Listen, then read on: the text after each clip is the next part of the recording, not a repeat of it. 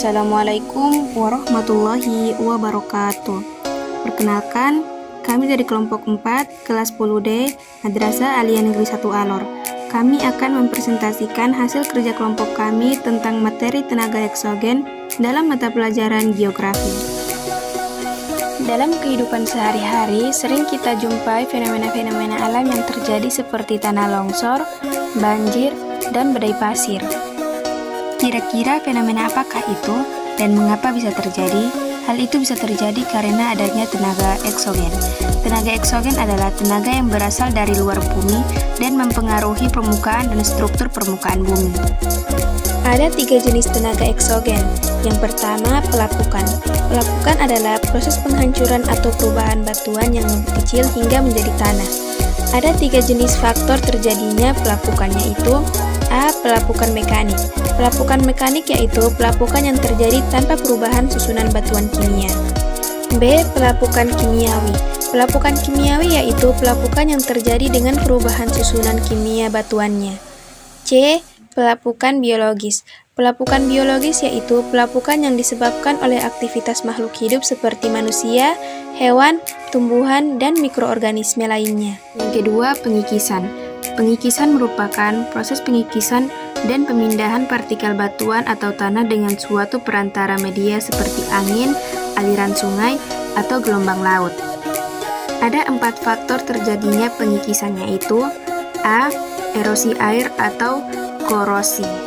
Erosi air atau korosi merupakan suatu proses pengikisan tanah atau air yang mengangkut batuan-batuan yang telah hancur.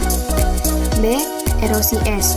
Erosi es merupakan suatu proses pengikisan tanah yang terjadi di daerah pegunungan tinggi dengan selimut salju.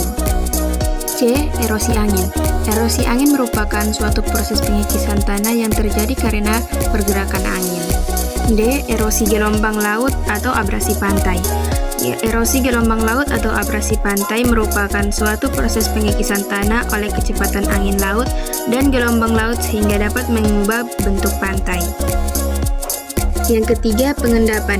Pengendapan atau sering disebut sedimentasi merupakan proses pengendapan atau penumpukan partikel-partikel batuan atau materi yang terbawa karena erosi oleh angin, air, atau es.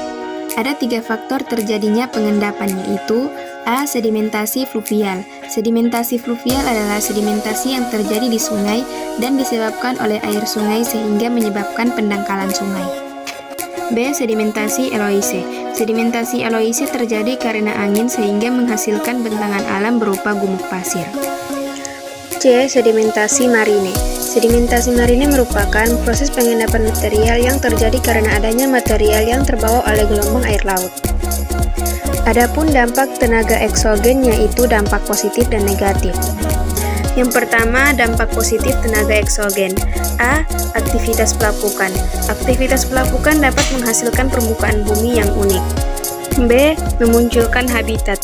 Dengan adanya pelapukan terhadap batuan, terbentuklah tanah sehingga memungkinkan tumbuh-tumbuhan hidup di atas tanah tersebut. C. Proses sedimentasi. Proses sedimentasi bisa menghasilkan daratan baru yang subur. Yang kedua, dampak negatif tenaga eksogen. A. Erosi pada tanah akan mengangkut humus pada lapisan tanah atas sehingga kesuburan tanah akan berkurang. B. Erosi pada daerah pantai menyebabkan kekurangannya luas lahan pantai. C. Hasil-hasil erosi yang diendapkan atau disedimentasikan di muara-muara sungai menyebabkan pendangkalan di muara sungai. Akibatnya, sungai mudah mengalami banjir ketika musim hujan. Demikian presentasi dari kelompok kami tentang materi tenaga eksogen dalam mata pelajaran geografi. Kami berharap presentasi ini dapat memberi pemahaman yang lebih baik tentang proses-proses yang terjadi akibat tenaga eksogen. Mungkin hanya itu saja yang dapat kami sampaikan.